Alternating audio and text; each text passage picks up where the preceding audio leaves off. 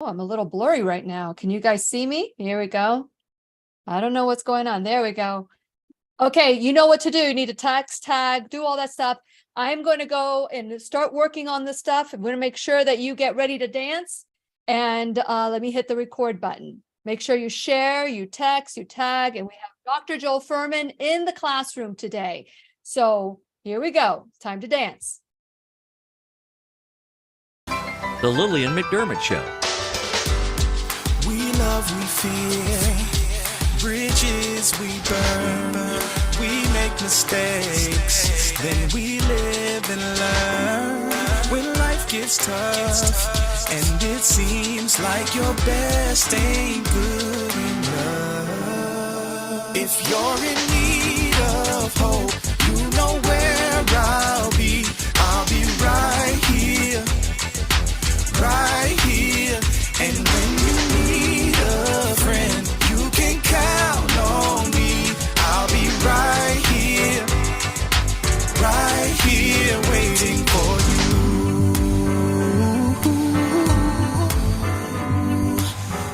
you. This is the place you can always turn to when you need a friend. The Lillian McDermott Show. To reach out to Lillian, visit her on the web at whenyouneedafriend.com. Now let's all learn together. Here's Lillian McDermott. Oh my goodness, here we go.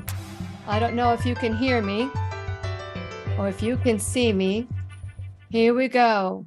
We have Dr. Joel Fuhrman in the classroom today, and I am having some difficulties here, but I am so glad that we were here. So hello to you, my listening and viewing friend. It's so nice we can meet each other on the air on this beautiful best day ever. And for those of you who are tuning into the classroom for the first time, please know I've been waiting for you. This is a safe place where you can go to when you need a friend. It is my commitment to provide natural ways to heal, and it is my mission to make awareness, responsibility, and truth a part of our everyday life. And I hope you, my listening, as well as my viewing friend, will feel empowered to embrace a new truth and live the life of your dreams.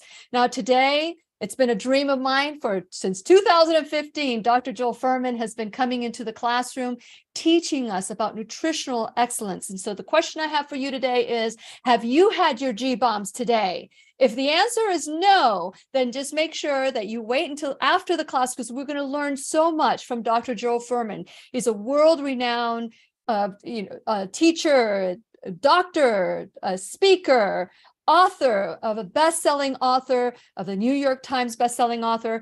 He's a Swiss Army knife of knowledge. I am telling you that you're in for a treat today if this is the first time that you've been in the classroom. So the whole point of us coming together with Dr. Fuhrman today is that there's a lot of misunderstandings, misconceptions. And as we start the new year, many people are like grabbing onto fad diets and looking at quick ways to get a quick fix to restore your body. But the reality is that there are some truths about health that no one will tell us about unless you listen to the classroom and unless you know Dr. Joel Fuhrman.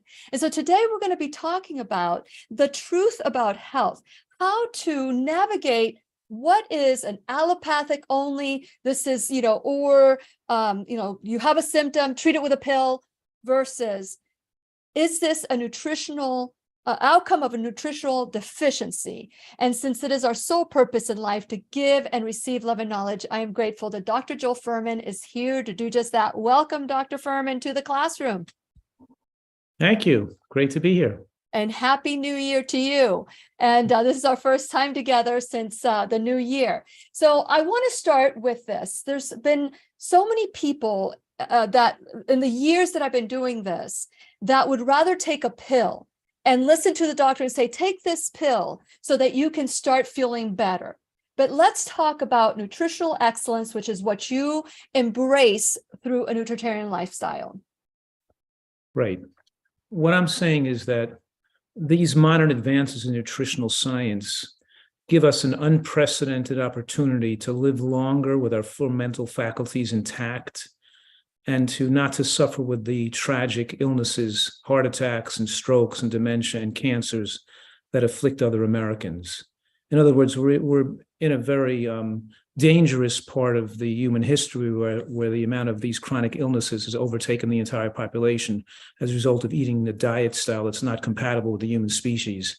By the time people get to be about 60 years old, they start to suffer with high blood pressure and fatigue and loss of mental memory. And so we have so many people. Over, matter of fact, most of our population, almost 80% of our population over the age of 65 are taking drugs for high blood pressure and other medical conditions, and still heart attacks and strokes are still the number one cause of death in adult Americans, which can be totally prevented. And then people living with chronic fear of getting cancer and going for cancer testing and evaluations, which is putting people in a tremendous fear and stress. And so people are generally suffering with diseases of nutritional stupidity, of self-induced harm because they don't know any better and because the food climate is so dangerous in this country. Yeah. And with what we know now from scientific advancements, we actually can say that we can win the war on cancer right now. By win the war on cancer, we can wipe out the vast majority of common cancers. We can win the war on heart disease and strokes as well, giving people the power in their own hands not to have that happen to them. But they have to put this science into action in their life. And that's what I've taken on as my specialty, is explaining to people, teaching them how they can take nutritional science, make it applicable in their own kitchens, make it taste good, and make it doable and maintainable long term. And I'm also suggesting that we have the most overweight population in the history of the human race. And there's no such thing as a healthy overweight person. That fat on the body accelerates aging, promotes cancer, and promotes heart disease and dementia and depression. That fat on the body is dangerous.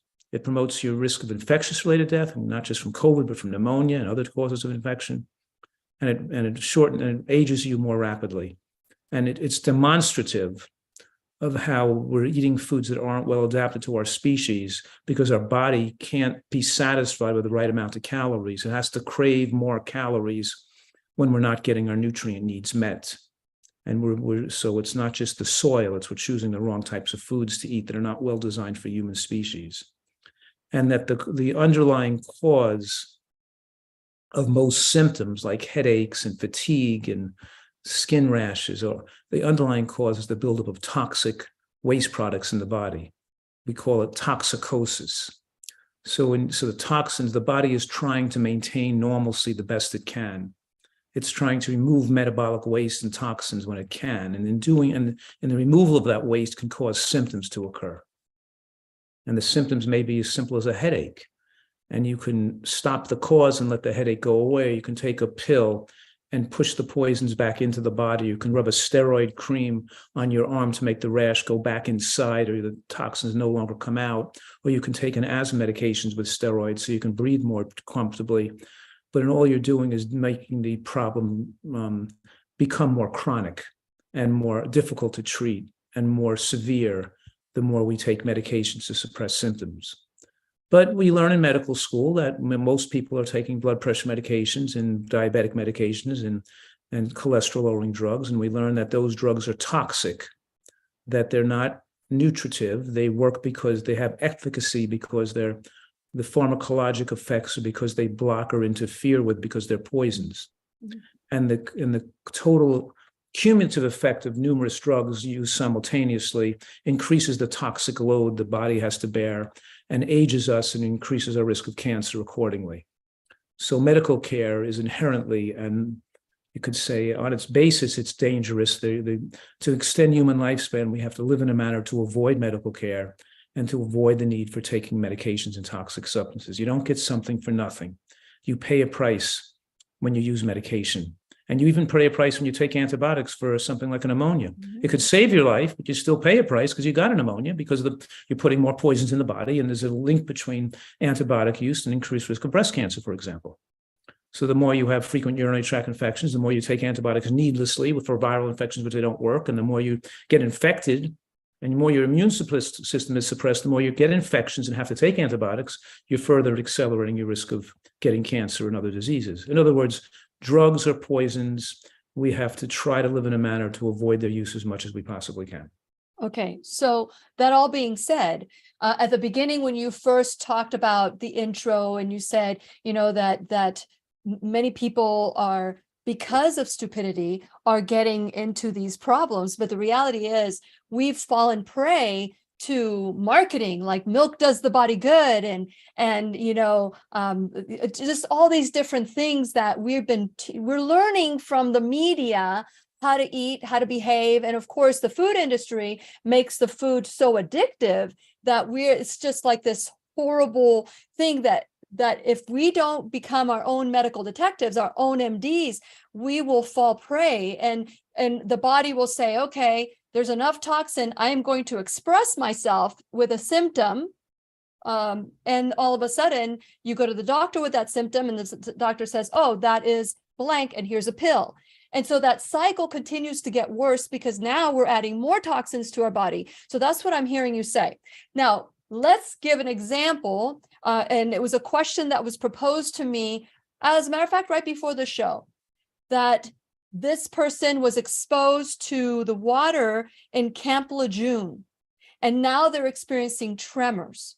Now, I cannot testify to their nutritional excellence, or if they're a Nutritarian or not. But in a situation like that, now the system is going to put them into a neurologist to test to see if they have Parkinson's. And of course, the doctor is going to test the symptoms, and they're going to say they have Parkinson's, give them medication. How can we break that cycle with this particular individual? I'm not asking you to give a diagnosis or anything, but what would be advice that you would give a friend if they were to fall into this cycle without nutritional excellence?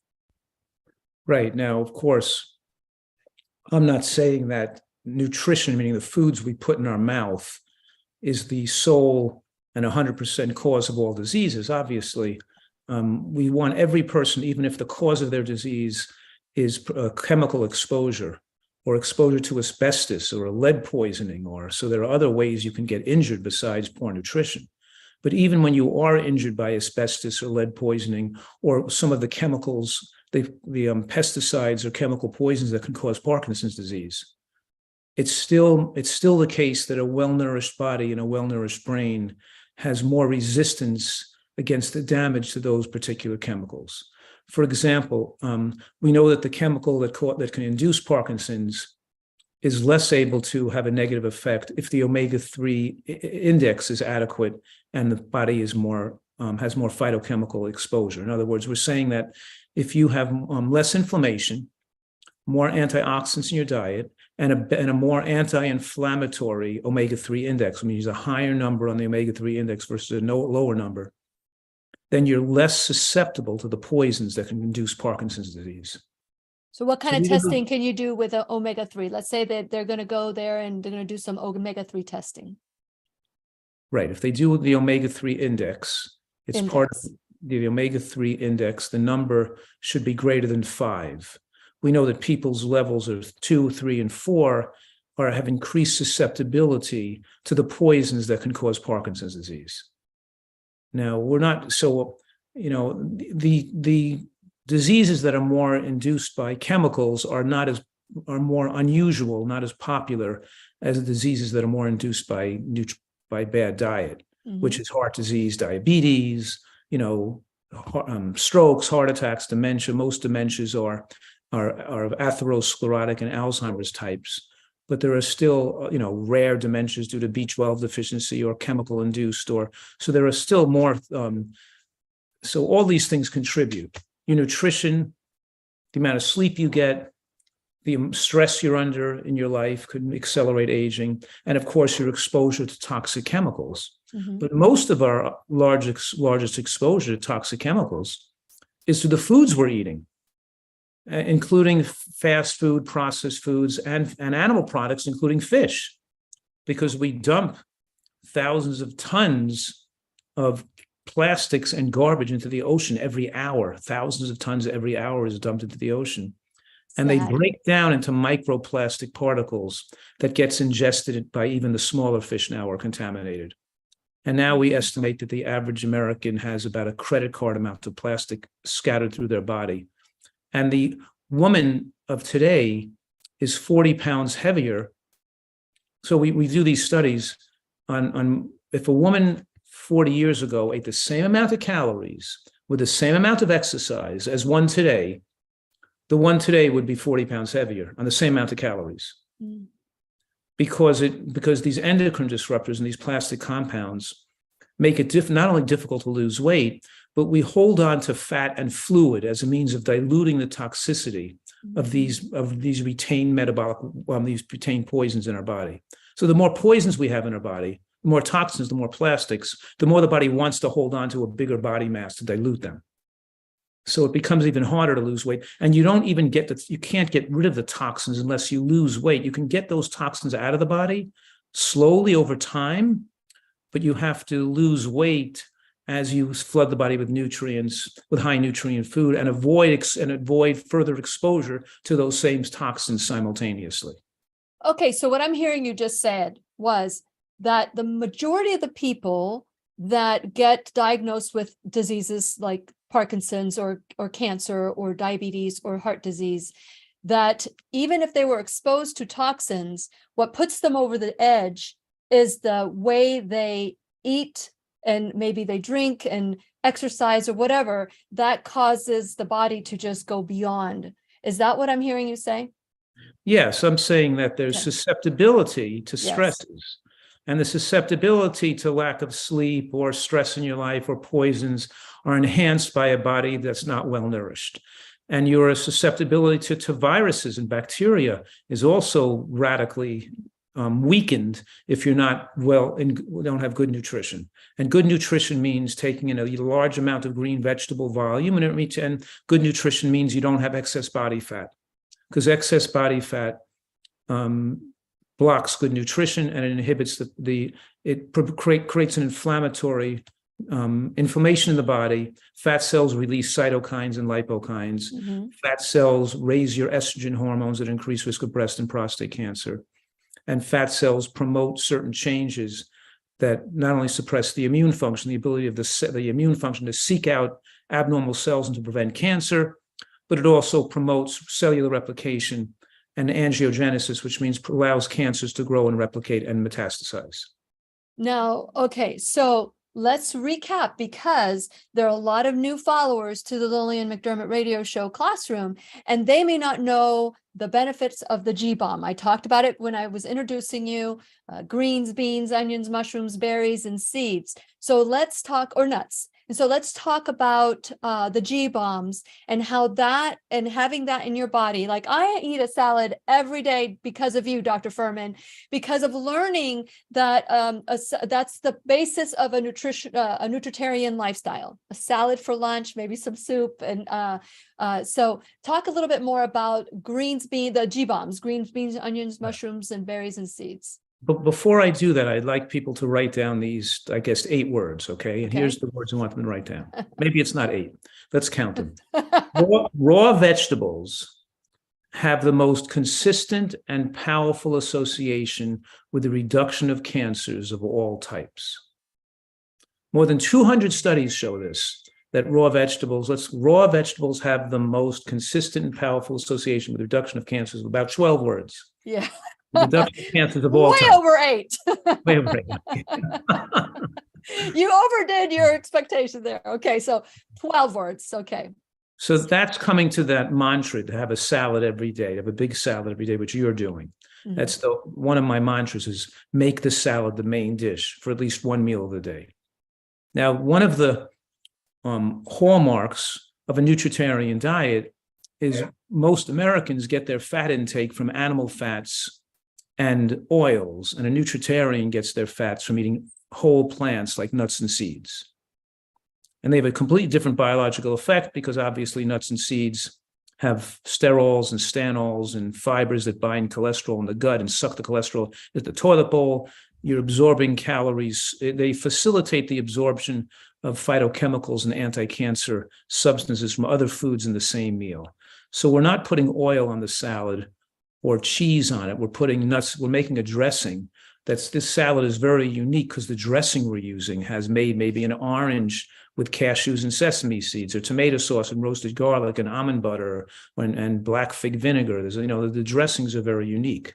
So a nutritarian diet involves salads with dressings made from nuts and seeds and not oil.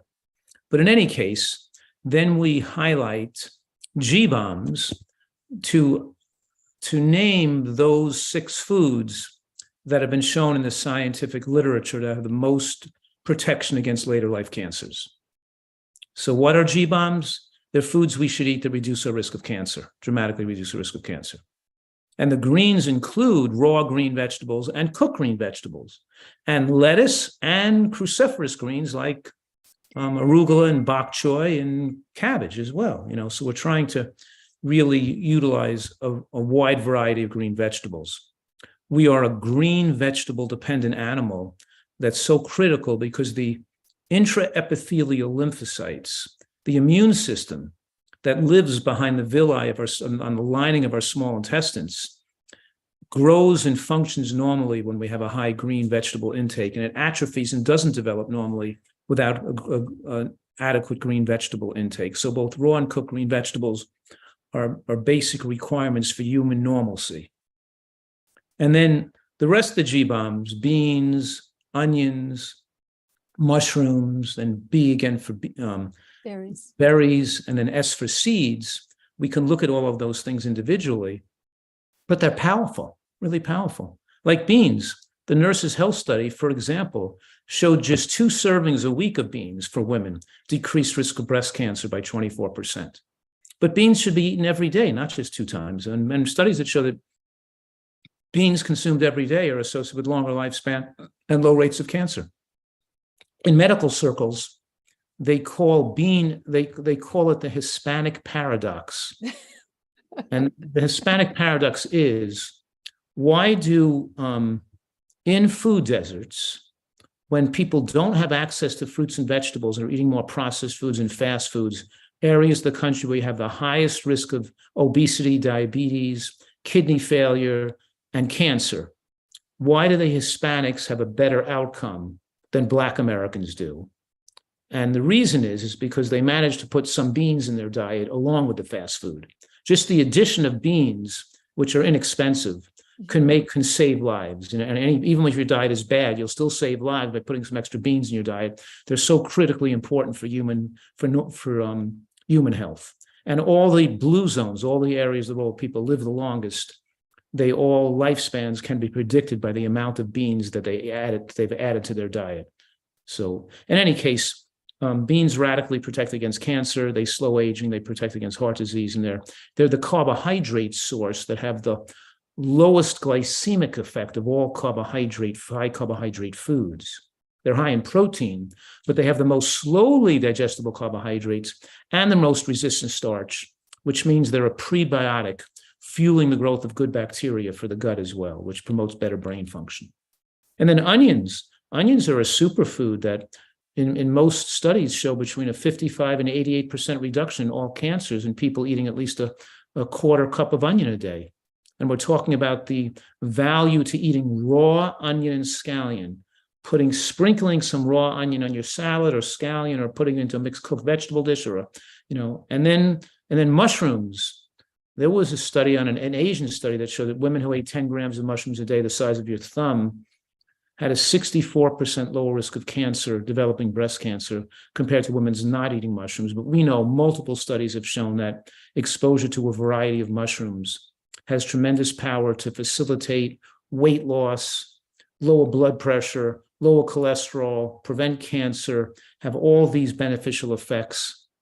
And our cells have a receptor for ergothioneine, this nutrient found in mushrooms that helps stabilize the DNA and reduce and slow aging. So we live longer with our exposure to mushrooms, and we're attempting to expose ourselves to a variety of different mushroom types. Mm-hmm. And then moving on to berries. But can we go back to the mushrooms? There's a difference between eating a mushroom that's raw and eating a mushroom that's cooked? Yes, we seem to digest the benefits of a mushroom better when they're cooked, and we digest the benefits of beans better when they're cooked as well. Mm-hmm. So beans should be thoroughly cooked. Mushrooms should be cooked in some way. Put them in a soup or a stew or a wok. But greens, there's a huge advantage to eating green vegetables and onion when we eat them raw. So even though you can cook onion and cook greens, part of the onion, scallion, and green vegetable we consume should be consumed raw. That's why we say the salad is the main dish, to encourage the consumption of raw greens. Very good. Very good. And So then we have berries and seeds, which also have very powerful effects. I tell you what, the G-bombs have changed our lives. This is how we eat. And, going back to the beans, the fiber of the beans, isn't that a great binder to help some of the toxicity when you get rid of the food with the fiber, cause more ability to bind some of these toxins so that you can waste them through your bowels? That's true. And also the binders in nuts and seeds. See, nuts and seeds contain sterols and stanols that hold on to fat like a fat magnet. Mm-hmm. But for some reason, they attract the oxidized fats. LDL, oxidized LDL, is the bad actor causing heart attacks. And so even the fats in the nuts and seeds may be a monounsaturated or polyunsaturated fat, but it actually pulls the fat out of the body, out of the bloodstream, into the digestive tract. And the sterols and stanols now bind to the oxidized LDL and push more cholesterol out into the toilet. So it actually pulls out unfavorable fats and more oxidized or toxic compounds into the gut. Likewise, that's true that the bean fibers and resistant starch are resistant to enzymatic degradation, which means they're fermented by bacteria into short-chain fatty acids in the gut. And the conversion into short-chain fatty acids have anti-inflammatory effects. And butyrate is an example. Butyrate is a master controller of the apostat in the hypothalamus. So when you eat beans, you may have eaten 200 calories of beans, but maybe only 150 calories gets absorbed because the calories are resistant to absorption. But it adjusted your appetite down by 200 calories, and it adjusted your apostat down by 200 calories. So it makes you not feel hungry for a long time. You're satisfied, you're not hungry, and it makes you not want to overeat calories.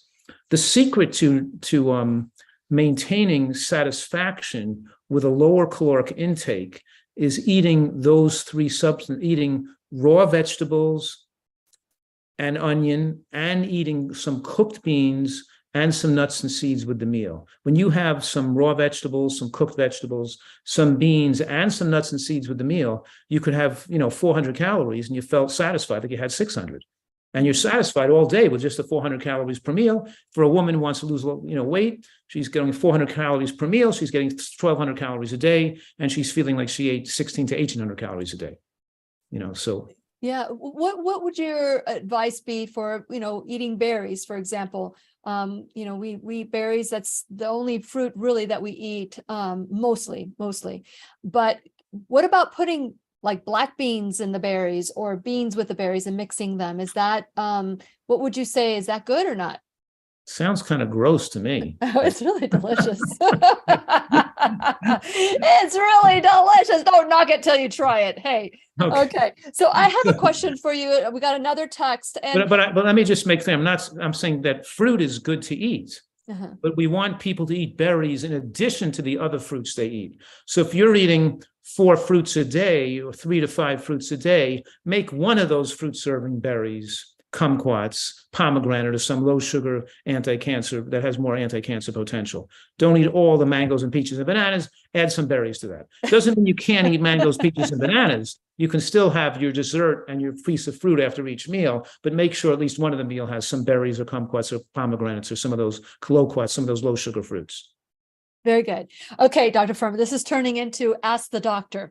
So I just got a text, and I feel compelled to ask this question because you are so loved and sought after that when you come into the classroom, I just feel like I need to bring everybody on board here. So I don't know who this is from. I'd appreciate your name. That would be great. But it says I've got non-alcoholic stage 4 cirrhosis, chronic kidney stage 3, heart TVAR, 2 heart stents, and a pacemaker, diabetes type 2.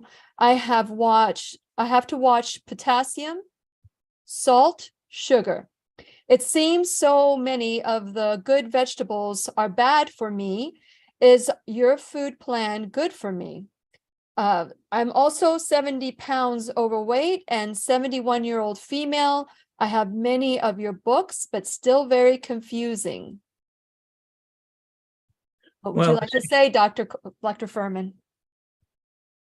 It's hard to say this, I don't want to put anybody Yes, I down, know. but I can almost hear what you're going to say.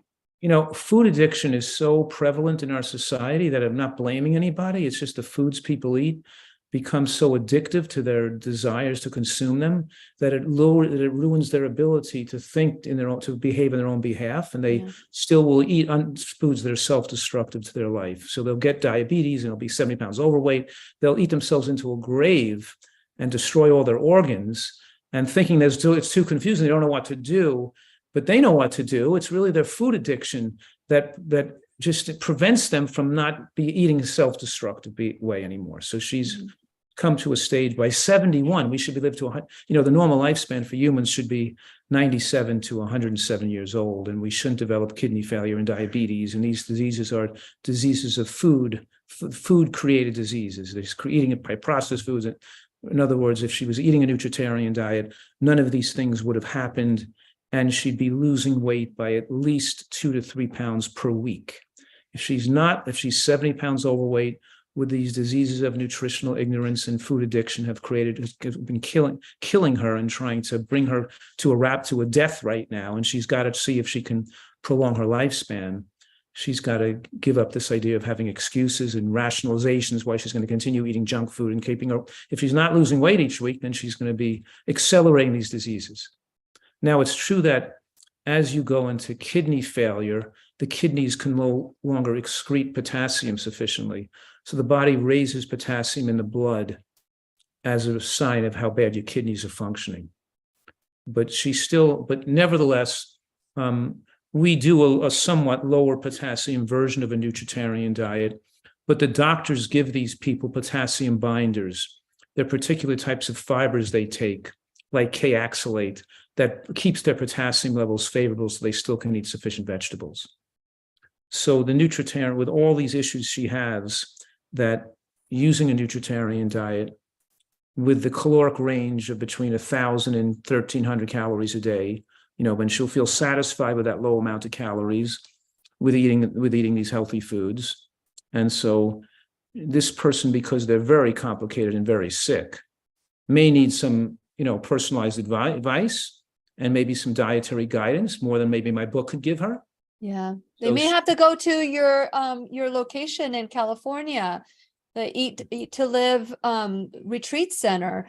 That would be something. I've gone there. It's a beautiful place, and I wonder if it's a place that if they can do that, go see you.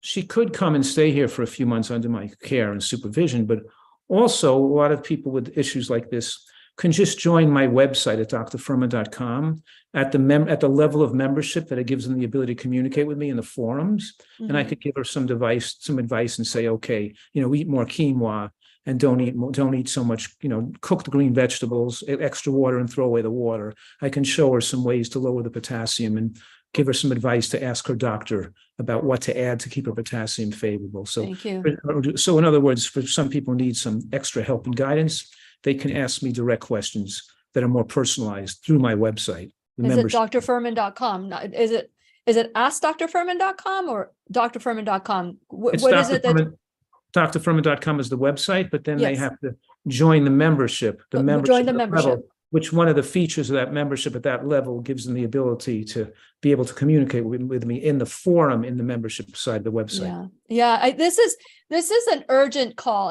This is life is urgent type of call, and I wonder sometimes, we put ourselves in this situation because, and we haven't even tapped into this just yet. The emotional component of disease is so necessary. And it's what I love, what I do, is to help people understand that our past is part of who we are today and created us who we are today. And releasing some of these traumas and helping people do that has been one of my best things that I've ever done in my life, is to help see people liberate themselves from the burdens that they're carrying. Because as I read all the conditions that this person has, I'm thinking, this is a spirit, mind, and body approach. Yes, going and to the way you eat is important, but there's a whole spirit, mind, and body approach. And I know that you embrace that at your center as well, because, these addictions have to be addressed emotionally as well. Yeah, that's why we don't accept people here to come for a week or two. Our minimum stay is a month, because there's no value to changing your diet unless you can learn how to follow up with it and continue the process when you go home again. So most people stay 2 months or more longer so they can retrain their taste buds and deal with their emotional eating disorders and really get there, so they're no longer confused about what to do. And so you replicate, they're replicating what they learned here, but they're also learning a way of seeing the world and enjoying life and enjoying their eating as well. So they're no longer behaving in self-destructive behaviors for instantaneous gratification that then leads to, which is addictive eating or consuming addictive substances, whether you're an alcoholic, a drug abuser, or a food abuser. Yeah. It's still, you're consuming substances that are self-destructive or not in your own best interest. And why would a person behave not in their own best interest? Correct. And so especially when they're making natural foods taste so good. So we really have to, we're getting to the bottom of this and helping people solve the issues in their life so they can take better care of themselves. Because nobody's going to care about them or solve their problems except themselves. The doctor is not going to come home with you and tell you and cut up your food and feed it to you. It's you're putting the food in your own mouth, creating the problem and creating the disease. Yeah. So why not put the best thing in your mouth? So we're talking here about giving people this opportunity. And I'm saying to people that that type 2 diabetes is not only because you've never had to have gotten it to begin with, but it's reversible. Mm-hmm. The fact that the person still has, once you get a diagnosis of type 2 diabetes, I'm saying don't treat it, get rid of it as fast as you can. And if you're not getting rid of it, you're not doing the right thing. If your diabetes is not getting better and melting away, so you don't need medication, if you're high blood pressure, you're not going to cut out the salt and cut out the junk food and cut out the processed foods and cut out the oils. If you're not going to eat the right foods to get rid of your high blood pressure, then it's just going to accelerate and get worse. So that's the problem with healthcare today, is that the drugs are like permission. The prescription pad is like a permission slip, or the drugs. People think my numbers look better. My blood pressure is okay. I'm on drugs. I don't have high blood pressure. It's normal. I'm on drugs. My diabetes is under control. My sugars are running good. I'm on drugs. My cholesterol is in a good number. I'm on drugs. They don't realize that your risk of death and your risk of advancement of disease is proportional to the number of medications and the amount of the dosages you're taking. The more drugs you take to control your numbers, and the drugs just allow the conditions to continue unabated because the diet that caused them is continuing unabated. So they just induce, or they don't save people's lives. And we're not living longer today than we were 50 years ago. And we didn't suddenly stop people from having heart attacks because we're giving them statins and blood pressure medications. They're still having heart attacks on the statins and on the blood pressure medications. Yet nobody has to have a heart attack. Right. And the way to get protected is get your cholesterol down and blood pressure down and diabetes, get rid of without them. Get off the medications and have no more issues. Then you're protected because you earned the normal blood pressure, and you earned the normal glucose, and you earned the normal cholesterol level. So we're talking here, you have to earn it. You can't drug your way. You can't medicate your way to good health. You have to earn it through healthful living. Absolutely. I remember doing the class that you and I did a long time ago. And the question that was asked at that moment that, we came up with as we were just unraveling all of this, it was a permission slip. This is the drug is like a permission slip. Go here, take this pill and continue eating the way you've been eating. Don't worry about the food because it doesn't matter. But take this pill. Right. So the question was, what if there wasn't medication to solve whatever is going on with that particular symptom that you're having? And so that's a life-changing, if you really sit down and really think about it, and going to, because I've got to thank my sponsors, but if you go to whenyouneedafriend.com, this is where we take 100% responsibility for our life. We become our own MDs, our own medical detectives. We look at what can we do to make a difference in our own life. No longer can we expect somebody else to do it for you. Like Dr. Fuhrman said, we can't go and feed you. We can't go and feed you at your house.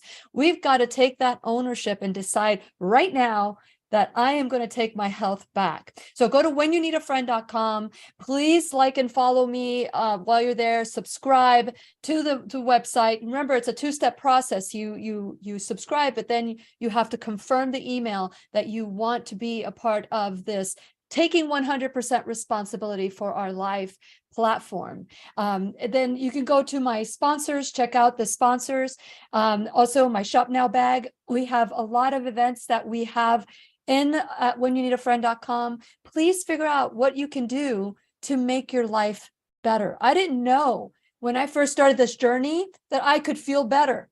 It wasn't until I tried something different and new that I felt something different and new. I wasn't sick. I just didn't know I could feel better. And if you're at that place, this is a place where you go to when you just want to take ownership. And I'm so grateful for teachers like Dr. Joel Fuhrman and others that have come into the classroom to teach us, to help us figure out that missing puzzle piece. Could it be nutritional excellence? Could it be that? And so check out everything that's happening. As you know, the I Am the Solution virtual weekend workshop is on March 17th, 18th, and 19th. And at that point, we're going to learn how to deal with some of these past traumas so that we can embrace our health and love ourselves the way we are. And then last but not least, you can check out all the different, when you click the Shop Now bag, there's lots of Lilly approved products that you can start your journey with. And then last but not least, you can become an enrolled student in the classroom, and you can donate $1 or $1,000 a month, whatever you can, whether it's a one-time donation or a recurring donation, whatever you can give, your time, your talent, your treasure, all of it is appreciated. So today we have Dr. Joel Fuhrman. The way you find Dr. Fuhrman is to go to drfuhrman.com. If you are a subscriber, you already have all this information. All you have to do is click on his name and it takes you right to his website. And so thank you, Dr. Fuhrman, for giving this life-changing information, because a lot of people go to the doctor and the doctor tells them, for the rest of your life, you have to take this pill. What is your wake-up call for the people that are going to a doctor that are saying, trust me here, let's keep me and the pharmaceutical industry gainfully employed? Maybe they're not saying that, but kind of. Yeah. Well, I'm saying that the American diet is an addictive diet inducing overeating behavior. When you're 50 pounds overweight, you haven't eaten 50 pounds extra of calories. You've eaten hundreds of pounds extra of calories. And the extra calories, the body speeds up its aging process and burns its metabolism higher to get the extra calories burnt off. But those that can't burnt off goes into extra body weight. So the person is eating way, way above their caloric requirements. And why would a human have to eat so much food they don't need? Because they're not consuming the right type of food and getting the right type of nourishment the human body needs. So diets of all description that flood the airwaves and the internet don't work. So people resort to diet pills, to lap bands, to surgeries, to crazy fads. And what I'm saying is they can't comfortably reduce their caloric intake until they start to increase their nutritional intake. So that means they have to start eating a salad, eating a serving of green vegetables, eating a serving of beans, eating a serving of nuts. They have to start to eat these foods, berries. They have to eat these foods in volume. And then they'll be seeing that they can not just crowd out the unhealthy food, but lose their attraction and desire the unhealthy food. So I've put together a protocol, a methodology where people can comfortably lose weight by eating more of the right foods and losing their attraction and desire for the wrong foods. But it's hard for a person to go from eating 3,000 calories a day to eating 1,300 or 1,400. Telling them to cut their calories in half isn't going to work. They've got to change the quality of what they're eating so they don't feel like eating 3,000 calories anymore. Yeah. So once they do that, so it's a whole, and this works and it's very, very effective. And so the place to start for most people is my most recent book, Eat for Life. Even though I've written 12 books, it's best to get the most recent one. And because we know people don't succeed unless they study a lot and get a lot of information. So the place to start is for most people is to read the book. They could listen to me talk, they can listen to the radio show, they can listen to me lecture, they can go to YouTube and all these things, but it's better to go through the book, highlight, underline, study, and spend some time dedicating yourself to understanding the science and the science of food addiction and why people are driven to overeat calories and why they can't control their desire to eat health, why they don't want to eat healthfully. Deal with those basics first, and then we can go on to more the next step to make sure that they can get the results they want. Because my underlying message is don't accept being sick. Don't have asthma and treat it the rest of your life. Get rid of your asthma. Don't have diabetes. Get rid of it. Don't have headaches and take drugs. Get rid of them. So we're saying that the body is a miraculous self-healing piece of equipment. And when optimal nutrition is started and continued with, and it takes time, and reversing disease doesn't happen overnight. It took many years to develop those diseases, but at least with the right information, people can slowly and gradually get well again, and then learn to prefer to eating healthfully. So we can love eating healthy foods and love eating the recipes, and we don't feel, because a lot of people listening will think to themselves, who wants to give up enjoyment in life of eating? Mm-hmm. I'd rather die younger and still enjoy what I'm eating. They don't understand that they're not enjoying their eating more. They're just ruined their life. They're not enjoying food more. Us healthy eaters enjoy food just as much. Our taste buds get used to what we get, what we like, what we usually eat. And we also develop great recipes, and we're not enjoying food less. We're just not eating self-destructive. That's right. Self-destructive manner. That's right. When people see how much I eat, they're like, where do you put it? When you eat healthy food, it's you eat until you're full and then you're done, and that's it. And it's not like you are constantly hungry because of the foods that we're eating that are pre-programmed or processed.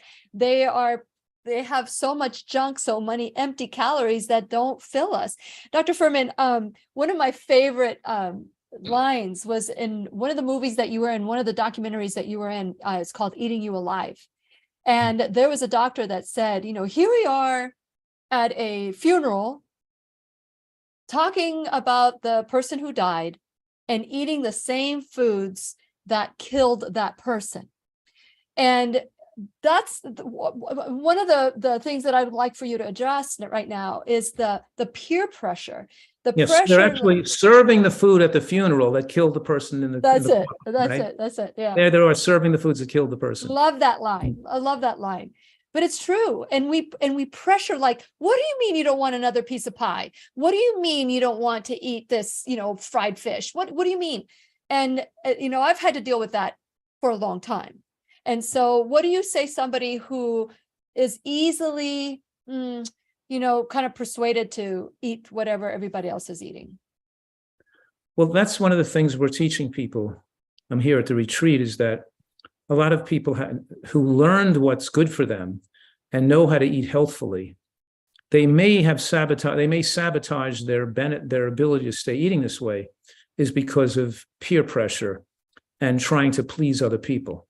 So, and that's been ingrained in them, the social fitting in. Yeah. And it's still part of the food addiction process, because when you're a food addict, you're just looking for instant gratification, and it's kind of a narcissistic type behavior. You're not caring for the people outside of you. But in any case, what I'm saying right now is that when you're trying to go after the approval of other people, you've been ingrained in that. You're trying to make the most money, be the best athlete, get in the best school, have the best job, have the fanciest clothing, whatever it is. We're so ingrained in society trying to get the approval of others that interferes with our ability to take good care of ourselves, because it doesn't lead to sustained happiness. Our happiness comes from our ability to pleasure and see the value and the beauty in the world around us, and to have passions where we're feeling that we're adding to the value and beauty of the world, and includes having goodwill for other people. So the focus is not on how people approve of me, or how people think of me, not me trying to impress them. Yeah.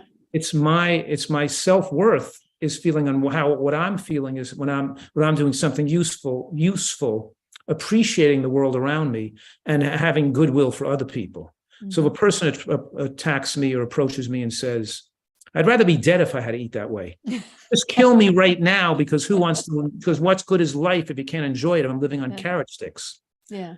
So now my question is, I want to show them I care about them. I'm not looking to protect my ego they're not making me feel bad, because I realize this is about them. It's not about me. Correct. And I'm in a position where I have the possibility of having a good effect in their life. Mhm. So I have to not see it as an insult, but show that I care about them and I'm hoping for their best interest and I have their best interest at heart. And maybe and possibly say something that can encourage them to look at this further. And the expectation isn't that I'm going to have to be happy myself if I make them change. I don't have to make them change. No. But I know that I said something that has the potential to have goodwill for them.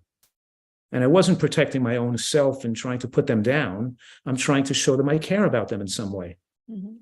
I could say something like, I used to feel the same way, but now I feel so good eating this way that my taste buds got stronger that I enjoy food more eating this way.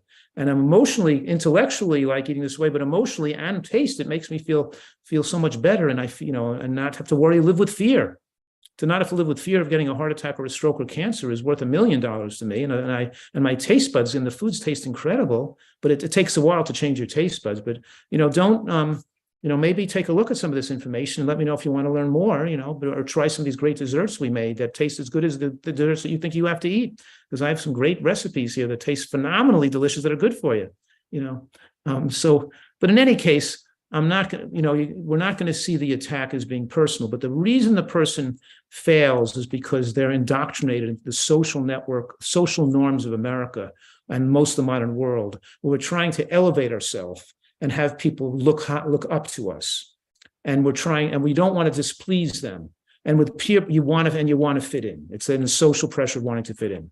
And to change your diet in this radical sense not to have cancer, because everybody else is getting cancer and heart disease and strokes. You have to make a radical change not to have happen to you what happens to everybody else. So you can't do what other people are doing. So you have to be comfortable being different. And to be comfortable being different, you have to learn how to be a leader, not a follower. So now we're teaching these people how to be a leader. And as a leader, they're emanating goodwill for other people. And it doesn't matter whether the person utilizes the information or not. It's the attempt to show people care and love and kindness, and that's where your self-worth comes from. And you don't have to have them approve of you once you're doing that. You don't need their approval when you're showing other people love and kindness. One of my greatest gifts when I was studying and becoming personal growth and becoming a life coach was this saying: "It's none of my business what people think of me." And it's why I do what I do. I've been made fun of, called names, and people have said to me, "Oh, I'd rather die," like you just said. And you got to die from something. And I always answer back, but how do you want to live? How do you want to live? How do you want to survive? Let's say you survive a stroke. I knew somebody that survived a stroke for 2 years that had like 58 tracheotomies, stomach pump changed. I mean, so many things in the last 2 years of his life. So, what you're prescribing is to take care and love of ourselves and eat food that the body recognizes as food, right? Yeah, it gives us a tremendous gift. And That's the right. gift we fully living our life, the years that we live.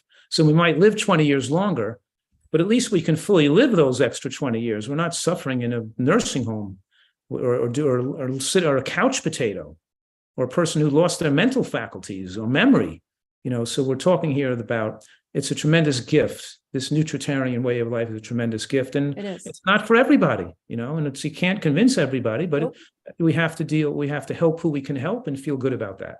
Yeah. And everybody that I fed on a Nutritarian diet just loves it. It's a lifestyle and it's a change. And Dr. Fuhrman has some great recipes. His latest book is Eat for Life. And I know that there's a lot of great recipes in the back of the book, but don't just get the book, live it, do it. And see the changes. Take a picture before and take a picture after, because you will not recognize the person you are after you make a commitment to live this lifestyle. Dr. Fuhrman, you're the best. I really appreciate you taking the time today. I know that we have about a minute left. Oh, no, I guess we're coming down to the wire. And I really do appreciate everything that you share. For those of you who want to learn more, you can go to drfuhrman.com. Dr. Fuhrman is on now every other month, and you can always come to the classroom to learn and grow with us as well. And please remember, we'll be right here waiting for you worldwide at whenyounneedafriend.com.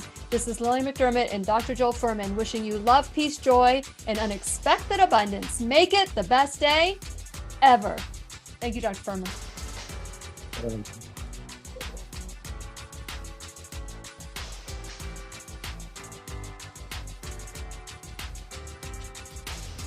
The opinions and advice expressed on the Lillian McDermott radio show are intended for the individual callers and guests on the program and are presented to our wider audience solely for general educational purposes.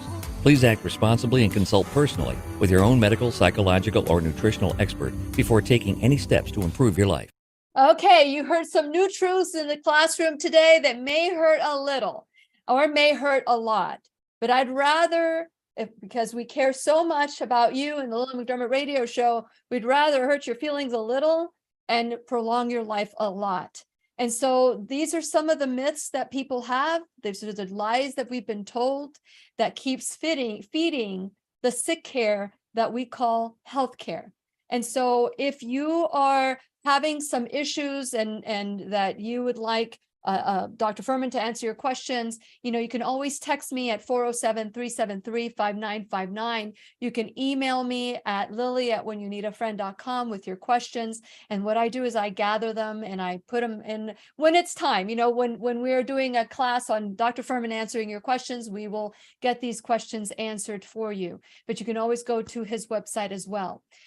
So I hope this has been an informative class. Please share this with everyone you know, because what's going to happen is once you start, and this is what happened to me, once you start eating this way, your friends will start making fun of you. It's just like when you're an alcoholic and you stop drinking and you want to hang around your alcoholic friends. What are they going to say? Come on, have another beer. Come on, have a drink with us. Well, who do you think you are? Better than us? Those are the things that we've got to address in our mind. And that's why I love doing what I'm doing as a life coach, is to help you make the best decisions for you. Make the best decisions for you, not for your pharmaceutical agent or not for your doctor, not for your whatever, for you. And so I want to encourage you to share this with your friends. Maybe make that decision to just do this together. Take everybody, do maybe a supper club and start working with creating some recipes. And, with a Nutritarian lifestyle, you can still have animal products, but not as much as the standard American diet. Maybe 5 to 10% is good. But when you're eating 75% animal products, bring it down to 50, then bring it down to 30. How do you eat an elephant? Not that you want to eat an elephant, but it's one bite at a time. One bite at a time. So let's do this journey together. Let's work this through spirit, mind, and body. So thank you so much for watching today. And tomorrow we have Dr. Jennifer Gramuth. I hope you join us. Take care. Bye.